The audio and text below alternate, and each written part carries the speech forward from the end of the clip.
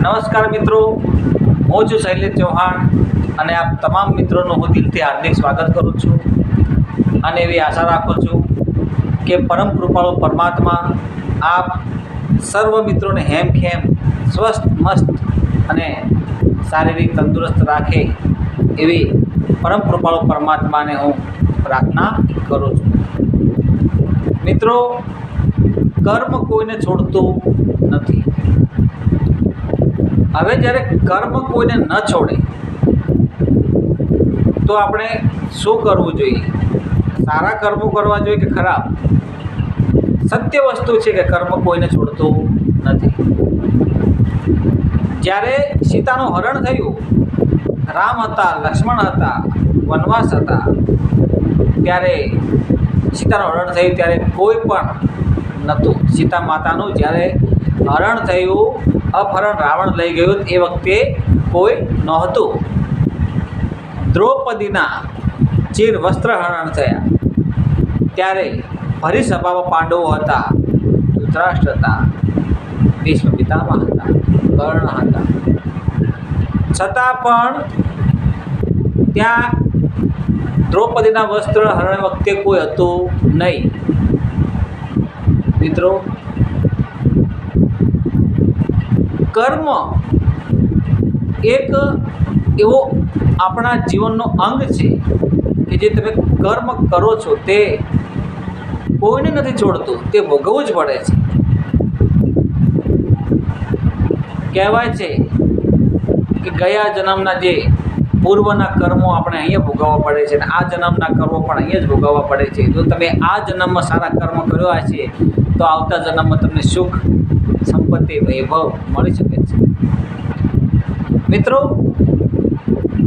મેં એક એવી વાર્તા સાંભળેલી છે કે બે મિત્રો હોય છે, એકને સુખ હોય છે, એકને બહુ દુઃખ હોય છે, પણ જેને વધારે સુખ હોય છે તે બહુ વ્યસની અને ખરાબ રસ્તે હોય છે, અને બીજો જે બહુ દુઃખી હોય છે તે ભગવાનની પૂજા પાઠ અને સત્યના માર્ગે હોય છે, તે ધર્મના માર્ગે હોય છે, અને પેલો જે સુખી માણસ હોય તે અધર્મના માર્ગે હોય છે। આવું કેમ? તો મિત્રો, એવું એટલા માટે હોય છે કે જે પેલો સુખી માણસ હોય એને જે ગયા જન્મમાં સારા કર્મો કર્યા હોય અને આ જન્મમાંથી સુખ ભોગવતો, અને જે દુઃખી વ્યક્તિ છે એ ગયા જન્મમાં કોઈ એવા કર્મો કર્યા છે તો આ જન્મ એને ભોગવવા પડે છે। ભગવાનને શ્રી કૃષ્ણએ પ્રશ્ન પૂછીને ગીતા લખાવી નાખી, અને હનુમાનજી દાદાએ કોઈ પ્રશ્ન કર્યા વગર અત્યારે તમે દુનિયામાં જુઓ, હનુમાનજીના કેટલા બધા મંદિર છે। સમર્પણની ભાવના, અર્પણની ભાવના એ બહુ મોટો ભાવ છે। તમે ભગવાનના થઈ જાઓ, તમે કોઈના થઈ જાઓ, પણ કેવા? પૂર્વ ભાવથી, પૂરેપૂરા ભાવથી સમર્પણ કરી દેવું એટલે કે ત્યાગ કરી દેવો। ત્યાગ કરવો એટલે પ્રેમ, પ્રેમનો અર્થ જ થાય છે ત્યાગ। ત્યાગ કરવાથી જ તમને સર્વસ્વ જ્ઞાન થાય છે, જ્ઞાનમાંથી જ તમારો વિકાસ થાય છે। જો તમે કોઈને હાથ નમો છો તો એ વખતે તમારા માટે પૂરેપૂરું સર્વ કાર્યો તમને કરે છે।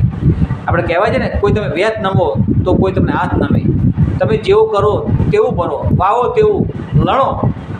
મિત્રો, આવી બધી ઘણી બધી કહેવતો છે, પણ આપણને એમાંથી સમજવા જેવું, આપણા જીવનમાં ઉતારવા જેવું આપણે શીખવાનું છે। અને આપણા જે સનાતન હિન્દુ ધર્મના ઘણા બધા પાઠ્યપુસ્તકો તમે વાંચી અને ઘણા બધા સાધુ સંતોના ચરણોમાં તમને જો જ્ઞાન પ્રાપ્ત થાય તો તમારું જીવન ધન્ય બની જાય। હું તો એટલું જ કહેવા માગું છું કે આ બધા મિત્રો મારા મા વંદના ચેનલ જોઈ રહ્યા હોય એ બધા એમ કેમ રહે, સ્વસ્થ રહે, મસ્ત રહે।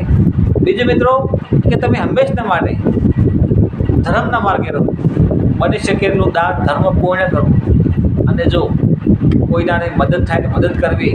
તમે જે કમાણી કરો છો એમાંથી 10મો ભાગ યથાશક્તિ બની શકે, જો તમે 100 રૂપિયા કમાતા હોય તો એમાં તમે 2 રૂપિયા એવા માર્ગે, એવા ધર્મના માર્ગે લગાવી દો, કોઈને ખાસ જરૂર હોય, કોઈને મદદ કરી નાખો।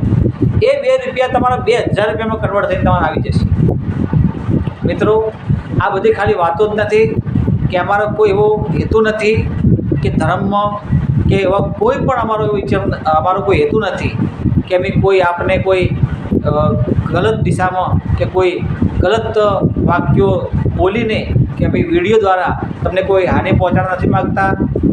છતાં પણ અમારા વિડીયોમાં અમારા બોલવામાં કંઈ ક્ષતિ થઈ ગઈ હોય, કોઈ ભૂલ થઈ ગઈ હોય તો આપ તમામ મિત્રોને હું વિનંતી કરું છું કે ભૂલ માફ કરજો અને તમારા પ્રતિભાવો અમને કોમેન્ટમાં જણાવશો.